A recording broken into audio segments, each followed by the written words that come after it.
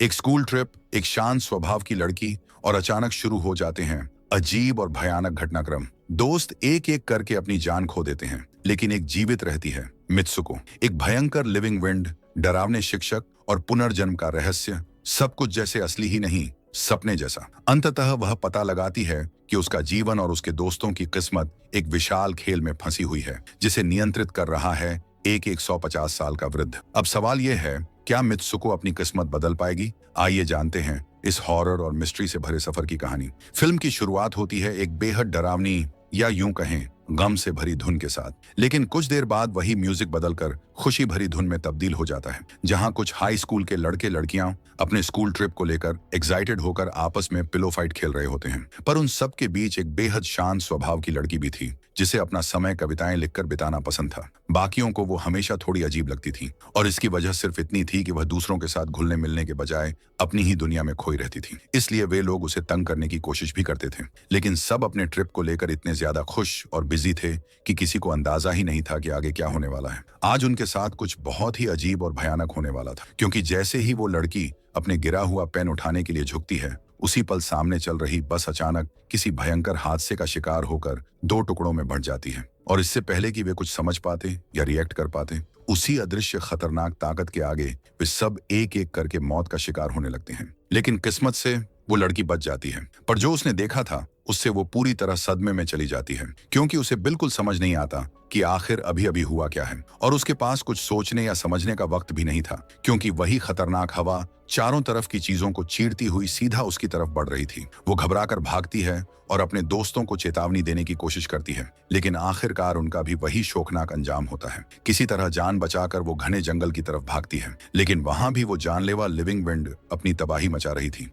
थोड़ा खुद को संभाल कर कांपते हुए वो किसी मदद की तलाश में आगे बढ़ती है, पर आसपास उसे कोई इंसान दिखाई नहीं देता। अचानक जैसे कहीं से उभर कर उसे अपने स्कूल की बिल्डिंग दिखती है, और उससे भी ज्यादा चौंकाने वाली बात, उसे वहां अपनी बचपन की दोस्त आंखी दिखती है, जबकि उनकी स्कूलें तो बिल्कुल अलग थीं। वो घबराकर आंखी को उस कोडेड लिव, अदृश्य जानलेवा ताकत के बारे में बताने की कोशिश करती है, लेकिन आंखी बिल्कुल अजीब तरह से नॉर्मल रिएक्ट करती है, जैसे कुछ हुआ ही ना हो। लड़की सोचने लगती है शायद वो कोई बुरा सपना देख रही है, और इसी वजह से धीरे धीरे कोई भी उसकी बात पर विश्वास करने को तैयार नहीं होता। अब आंखी और उस लड़की की नजदीकियों से साफ पता चलता है कि दोनों लेस्बियन हैं और बचपन से एक दूसरे को पसंद करती थीं। लेकिन जापानी कल्चर में ऐसे रिश्तों को अब भी टाबू माना जाता है, इसलिए उनके क्लासमेट्स अक्सर उनका मजाक उड़ाते हैं। पर आंखी को इससे कोई फर्क नहीं पड़ता। वो बेझिझक, बिना शर्माए उनके रिश्ते को स्वीकार करती है। सिर्फ टिकू और सूर्या, उनके सबसे करीबी दोस्त, ही इस रिश्ते को समझते हैं। इसी बीच टिकू आंखी का व्यवहार देखकर कहता है कि उसे लग रहा है कि आंखी की तबीयत ठीक नहीं है, लेकिन आंखी हंसते हुए कहती है कि वो तो अब बिल्कुल ठीक है, बल्कि मजाक मजाक में बोलती है कि जैसे उसने पुनर्जन्म लिया हो। ये सुनकर टिकू कहता है काश वो भी कभी पुनर्जन्म ले पाता। दोस्तों में अब भी हल्का तनाव था, इसलिए वे सब क्लास बंक करने का फैसला लेते हैं, और जैसे ही वे क्लास से बाहर निकलते हैं, उत्साह और आजादी से दौड़ते हुए उनके चेहरों पर वो खुशी साफ झलकती है। उनकी वो मासूम सी खुशी देखने लायक थी, और म्यूजिक भी पूरी तरह से खुशियों से भर जाता है। कुछ देर बाद आंखी भी बाकियों की तरह अपना वही अजीब सा सपना शेयर करती है। तभी सू जवाब देता है कि हो सकता है जो उसने देखा वो सच में हुआ हो, क्योंकि उसके हिसाब से कई मल्टीपल यूनिवर्सेस होते हैं, जहां उनके ही मिरर वर्जन किसी और यूनिवर्स में जिंदा हैं, और उनके फ्यूचर भी पहले से डिजाइन किए हुए हैं, जो तभी बदल सकते हैं जब वे कुछ ऐसा करें जो पूरी तरह अनएक्सपेक्टेड हो, जो पहले से प्री डिटरमाइंड ना हो। उदाहरण के लिए सू सबको एक दिशा में देखने को कहता है, और ठीक उसी वक्त एक बड़ा सा मगरमच्छ टिकू पर हमला करता है, लेकिन अगले ही पल पता चलता है वो तो सिर्फ सू की कल्पना थी। यह बताने की कोशिश थी कि तुम्हारे अनपेक्षित फैसले ही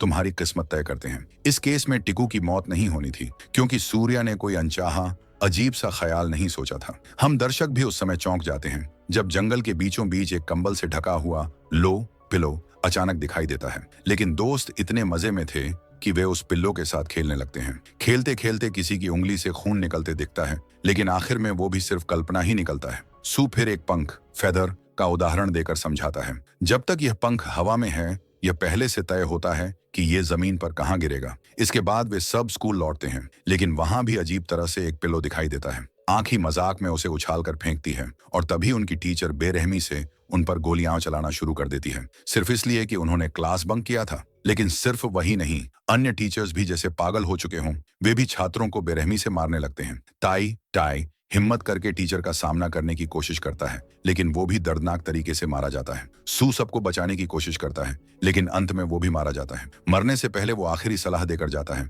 ये लिव, जिंदगी झूठ से भरी है, किसी भी तरह तुम हार मत मानना। लड़की मित्सुको बाकी दोस्तों को लेकर जान बचाने के लिए दौड़ पड़ती है, और जिस तरह टीचर्स पागलों की तरह उन्हें शिकार बना रहे थे, उसे देखकर लगता था जैसे वो PUBG खेल रहे हों।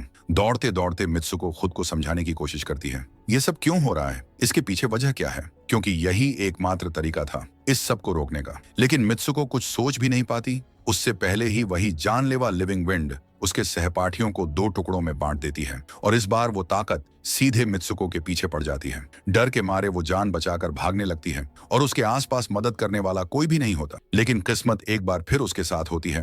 वो भागते भागते एक भीड़ भाड़ वाले शहर में पहुंच जाती है और एक ऑफिसर से मदद मांगने लगती है, और तभी उसके साथ फिर वही अजीब बात होती है, जैसे वो जानलेवा हवा अचानक सामान्य हो जाती है, मानो कुछ हुआ ही ना हो। सबसे बड़ा चौंकाने वाला पल तो तब आता है जब ऑफिसर उसे केइको नाम से पहचान लेता है, और जब मित्सुको आईने में अपना चेहरा देखती है, वो पूरी तरह बदल चुका होता है। अब वो करीब 25 साल की एक जवान लड़की जैसी दिखती है। ऑफिसर के मुताबिक वे दोनों काफी करीबी दोस्त हैं, और आज मित्सुको यानी केइको की शादी का दिन है। मित्सुको सोचती है कि शायद ऑफिसर उसके साथ मजाक कर रहा है या किसी अनजान वजह से ऐसा व्यवहार कर रहा है, इसलिए ऑफिसर उसे लेकर सीधे चर्च की तरफ निकल पड़ता है। चर्च की राह में और वहां पहुंचने के बाद मित्सुको और भी ज्यादा परेशान हो जाती है, क्योंकि हर कोई उसकी शादी को लेकर अजीब तरह से जबरदस्त उत्साहित था, जैसे पूरा शहर आज सिर्फ उसकी शादी के लिए जी रहा हो। ड्रेसिंग रूम में एक चमत्कार जैसा होता है। वहां आंखी को देखकर मित्सुको को थोड़ा सुकून मिलता है। वो तुरंत पूछती है, आखिर चल क्या रहा है, सब ऐसा बर्ताव क्यों कर रहे हैं। आंखी समझाती है कि वो मित्सुको और केइको दरअसल एक ही इंसान है, लेकिन वह अभी पूरी कहानी नहीं बता सकती, क्योंकि वे लोग उन्हें देख रहे हैं। लेकिन आखिर आंखी है कौन, इन सब बातों के जरिए ही हमारा क्लाइमैक्स सामने आएगा। लेकिन फिलहाल मित्सुको को वही करना होगा जो उसे बताया जा रहा है, इसलिए आंखी उसे शादी की रस्मों के लिए तैयार करने लगती है, और फिर जैसे कोई पपेट मास्टर आंखी एक एक करके वहां मौजूद सभी लड़कियों का बेरहमी से कत्ल करना शुरू कर देती है। मित्सुको के हाथ में एक नुकीला कांच था, और वो धीरे धीरे चैपल की तरफ बढ़ती है। लोग तालियां बजाकर और फूल बरसाकर उसका स्वागत करते हैं, लेकिन उसकी जिंदगी में अब कुछ भी सामान्य नहीं रहा था। जो लोग कुछ ही पल पहले उसे बधाई दे रहे थे, अचानक वही लोग उसकी बेइज्जती करने लगते हैं और अपने कपड़े उतारना शुरू कर देते हैं। सबसे डरावनी बात, वहां कोई दूल्हा नहीं था, बल्कि एक ताबूत खुलता है, और उसमें से इंसानी शरीर लिए एक भयानक सुअर मानव बाहर निकलता है, और भीड़ मित्सुको पर दबाव बनाने लगती है कि वह उस सुअर को किस करे ताकि शादी की रस्म पूरी हो जाए। लेकिन इस बार मित्सुको की सहन शक्ति टूट चुकी थी। वो गुस्से में आकर सबसे पहले उस दानव सुअर का गला बेरहमी से काट देती है, और फिर बाकी लोगों पर भी अपने उग्र क्रोध का विस्फोट कर देती है। लेकिन खतरा अभी खत्म नहीं हुआ था। अचानक वही पागल टीचर्स जो स्कूल में हंगामा मचा रहे थे, फिर से उन्हें शिकार बनाने आ पहुंचते हैं। मित्सुको और आंखी किसी तरह वहां से भाग निकलते हैं, लेकिन एक टीचर अब भी उनका पीछा कर रहा था। आंखी अपनी जान की परवाह किए बिना मित्सुको को भागने के लिए कहती है, ताकि वो उस दुश्मन को खुद पर खींच सके। मित्सुको दौड़ते दौड़ते थक कर चूर हो जाती है, लेकिन फिर भी रुकती नहीं, और तभी फिर एक अजीब घटना होती है। उसे महसूस होता है कि वो किसी और यूनिवर्स में पहुंच गई है। लोग उसे एक नए नाम से पुकार रहे थे। उसका पूरा पहनावा बदल चुका था। अब वो मैराथन के लिए तैयार एक प्रोफेशनल रनर के गियर में थी। दौड़ के दौरान केइको और उसकी करीबी सहेलियों की कल्पना उसे चीयर करती रहती है। वे उसे याद दिलाती हैं, तुम बचपन से ही एक शानदार धावक रही हो, आज तुम्हें किसी भी हाल में अपना लक्ष्य पूरा करना होगा। लेकिन उसकी ये खुशी ज्यादा देर टिक नहीं पाती, क्योंकि वही पागल टीचर्स और वो भयानक पिगमैन फिर से उसके पीछे लग जाते हैं। उसकी कल्पना में मौजूद आंखी